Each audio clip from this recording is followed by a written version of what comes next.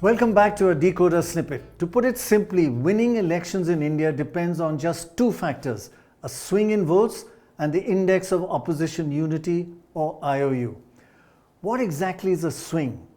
It's a change in popularity from one election to the next. For example, if a party's votes rises from 35% to 36%, that's a 1% swing. It's simple as that.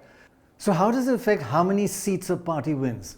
Every 1% positive swing in votes leads to a gain of 10 to 12 Lok Sabha seats. In other words, small swings can lead to winning a large number of seats and can make or break an election. So looking ahead at these elections, what swing is needed, for example, for the NDA to cross 400 seats? In 2019, the NDA won 351 seats with 45% of the vote. If they get a 5% swing in popularity, they will get an additional 50 seats and cross 400. On the other hand, if there's only a 5% swing against the NDA, it will lose over 50 seats and fall below 300.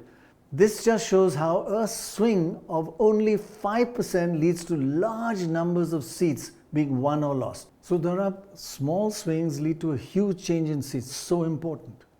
Because this is a first past the post system.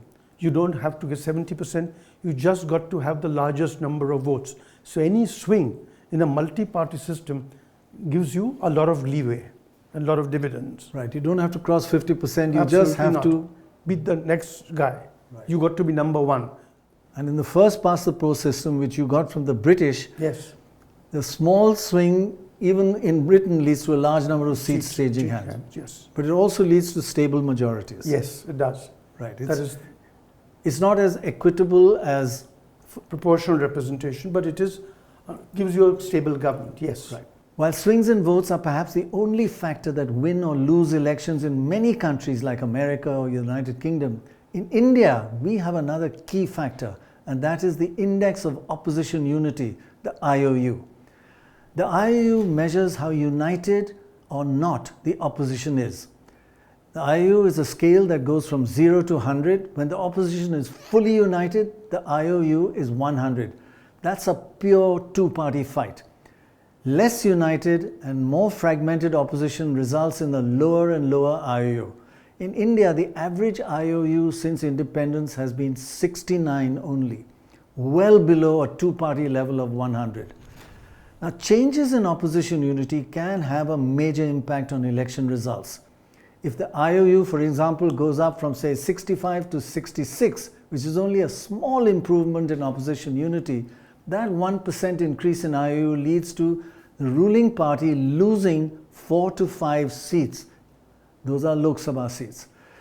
So the impact of IOU may be not as much as swing, but can be very significant in its own right. In 2019, the NDA faced an IOU of just 74 and won 351 seats. In these elections, if the IOU falls to say 60, that alone will raise the NDA seats to over 400. On the other hand, the data shows that if the IOU rises from 74 to say 96, the NDA will lose more than 50 seats, dropping it below 300.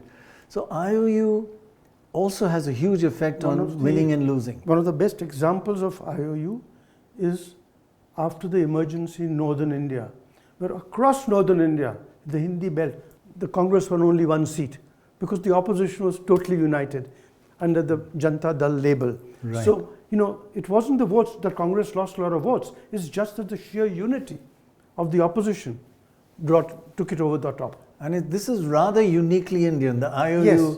opposition being more united. It's a multi-party system. It's in any multi-party system, the leader has to ensure that the opposition stays divided. If it's united, he has a problem. Right. Of course, in reality, every election is a combination of swings and changes in IOU. In fact, if we look at the last 20 or more years, what has been more important in winning elections, swings or IOU? For assembly elections, opposition disunity is almost as important as swings. 52% of seats are won by IOU changes and 48% by swings in popularity. In Lok Sabha elections, swings are almost twice as important than IOU. only 36% of the seats are won by changes in IOU, while 64% of the seats are won by swings in popularity. But 36% in Lok Sabha is a lot of seats. Yeah, it's 1 in 3 seats. Yes, absolutely. So I think one cannot say that this is more important, this is less. They're both important. A party needs to carry both with it. Divide the opposition and increase your vote share. Right. One final word.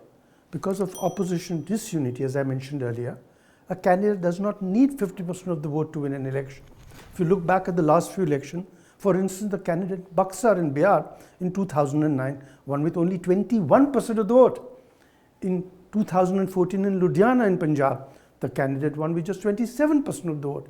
And in the last elections in Maharashtra, the candidate in Aurangabad won with just 32.5% of the vote. So that's amazing. Way below 50%, you can win with 21%. That's right. That's the glory of the system.